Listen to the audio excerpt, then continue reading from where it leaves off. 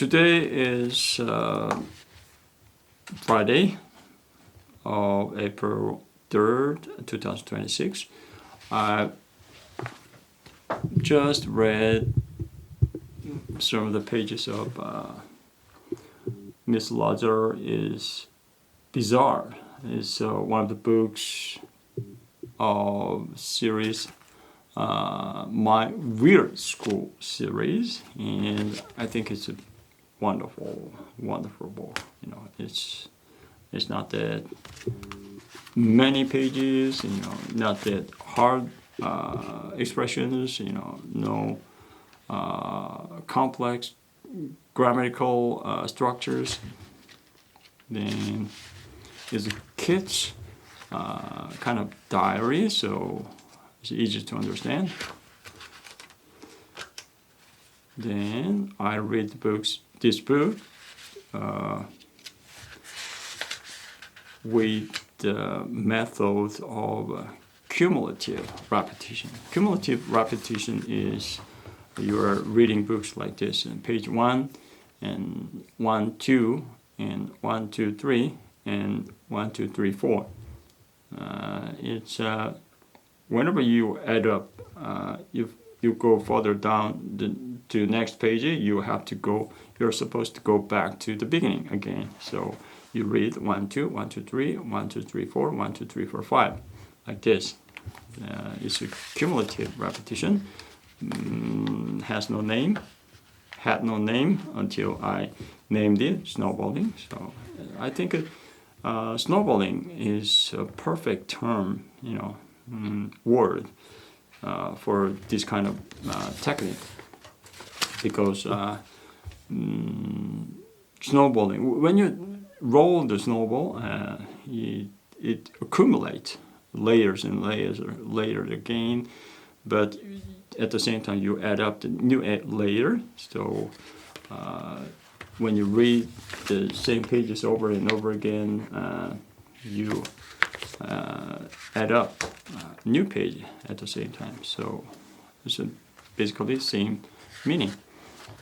So I think it's a perfect match. It's a nice ring to it. I've just finished this snowballing up to page 17, so I know the story. I'm going to retell the story to you. Initially I used word summary or summarizing or, you know, retelling, but I rather define this method of practicing English, reproducing the whole story you've just watched or you've just read, just make it again in your own word. So you're telling yourself in your own way. So that way, you know, I think that is the, you know, most efficient way to improve your language skills. Not only your second languages, but also you can improve your first language by doing this. You know, whatever you want to prepare for an exam, or you want to remember the books that you read forever, then you gotta read it out to someone, or you gotta, you know, teach someone, or you know, tell the whole things again in your own word to someone else.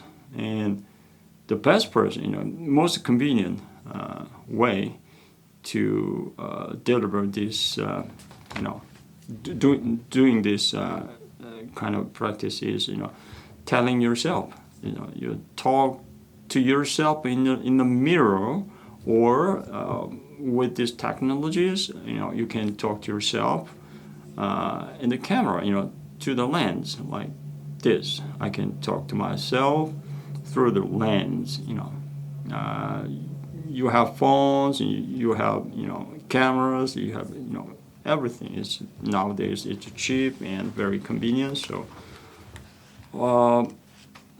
whatever you can improvise, you know, just use it, and yeah, even the mirror on the wall, you can use it.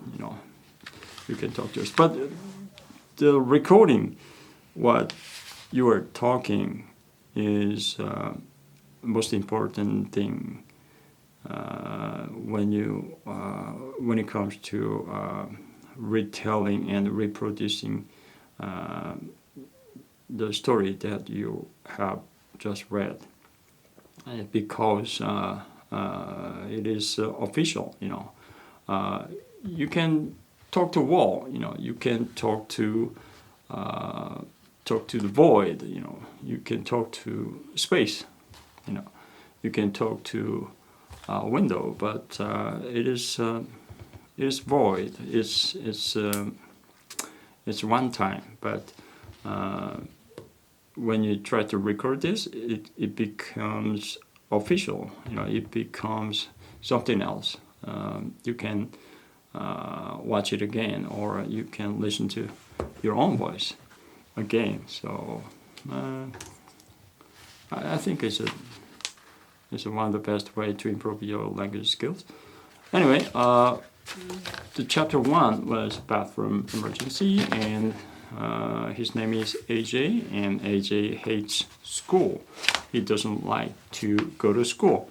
So whenever he was sitting in a class, sometimes he feels some antsy feeling. He said, antsy feeling is you're not comfortable. You want to do something with your body, or you want to walk around. So whenever he feels antsy feeling, he raises his hand and get a permission from Miss Daisy. Miss Daisy is his homeroom teacher, and one day he got this feeling again, so he raised his hand and he got a permission to go to bathroom. So he went to bathroom, and actually he had no business. You had nothing to do in this bathroom. So he made some mean faces into the mirror, and he just stretched a little. Then he squished some toilet papers and threw it into the garbage can. And he played something. He played. How do I say this? He did something for fun. Then now he felt nothing to do, so he decided to go back to class. So, but to make it perfect,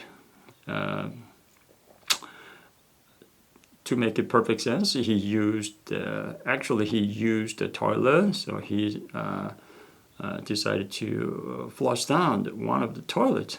So he pushed the button, but instead the water swirling down the hole, it got risen, and it flooded over the bowl. So it spilled over the floor. Then it flowed down under the bathroom door. So he got panicked and he yelled, and Miss Daisy, and help. And then he thought if school got flooded, he thinks it's not a bad thing.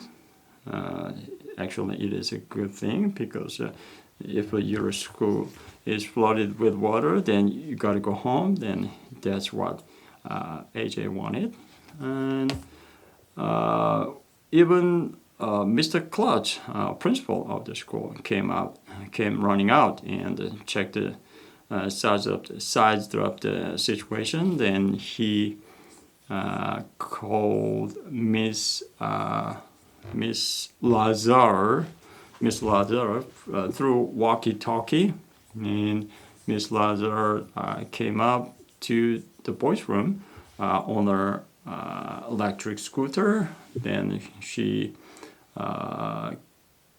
with her plunger with a suction cup on the end of this plunger, and she found some crayons stuck in the toilet, and everybody was staring at AJ because they thought AJ was the one who did this terrible thing, but AJ was innocent. And anyway, everybody cheered up and clapped their hands, and Miss Lazar bowed, and they just returned to class again. And Miss Lazar got another one from her walkie-talkie. It was what was it? It was a science room. Yeah, science room got an emergency too. So he went back to science room. Is it right? Right. Mm-hmm.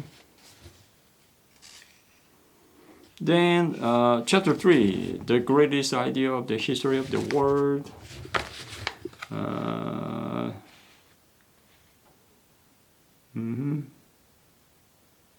Then Andrea, at the recess time, Andrea said, "I know why you put those crayons into the toilet." Then AJ